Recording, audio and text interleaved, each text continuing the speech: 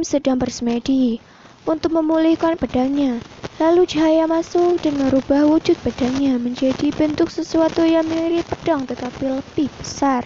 Di tempat lain, Hari menuju tempat Shinbi dan Hyunwoo berada. Mereka membawa payung untuk pergi ke sekolah. Lalu Hyunwoo bertanya kepada Hari, kenapa dia sendirian dan di mana Dori? Lalu Hari menjelaskan kenapa dia tidak bersama Dori karena Dori ada presentasi.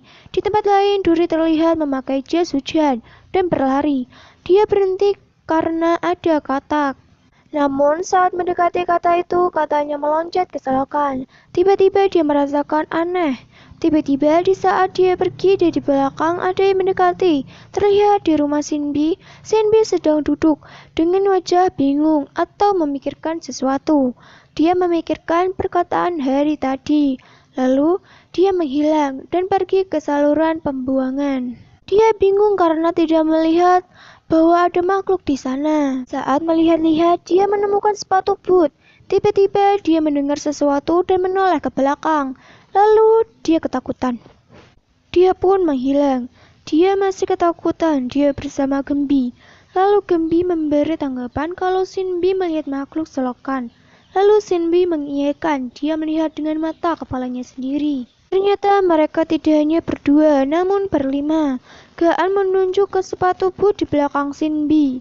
Gaan bertanya apa Hari tahu sesuatu tentang sepatu boot itu. Lalu Hari mengatakan bahwa sepatu boot itu milik Dori. Hyunwoo dan Gaan kaget. Lalu mereka datang ke selokan itu. Terlihat ada makhluk selokan yang bersembunyi di air. Makhluk itu menyerang Hari dan membuat Hari terpental jauh. Lalu Shinbi menggunakan kekuatannya untuk menolong Hari. Lalu kekuatan itu membuat mereka ketepian. Hari melihat ada banyak orang yang dikurung. Terlihat orang-orang itu menghijau. Dori dan orang-orang itu berubah menjadi monster selokan. Hari berusaha mengeluarkan Dori.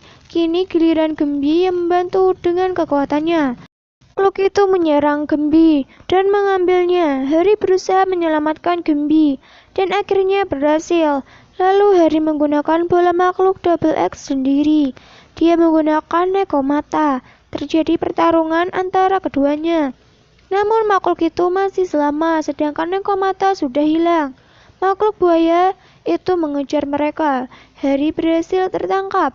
Ternyata makhluk itu mengubah manusia menjadi reptil dengan tatapan matanya. Sedikit demi sedikit tubuh Hari berubah. Tiba-tiba Kang Lim datang dengan senjata barunya. Terjadi pertarungan di antara keduanya, sedangkan Hari kembali pulih. Saat makhluk hendak menyerang mereka berlima, Kang Lim merubah senjatanya menjadi panah. Panah itu meluncur dan mengenai tubuh makhluk buaya. Lalu Hari flashback makhluk buaya itu. Terlihat ada anak kecil yang memanggil orang tuanya. Saat dia besar, anak itu menjadi pengemis dan berteduh di selokan saat hujan.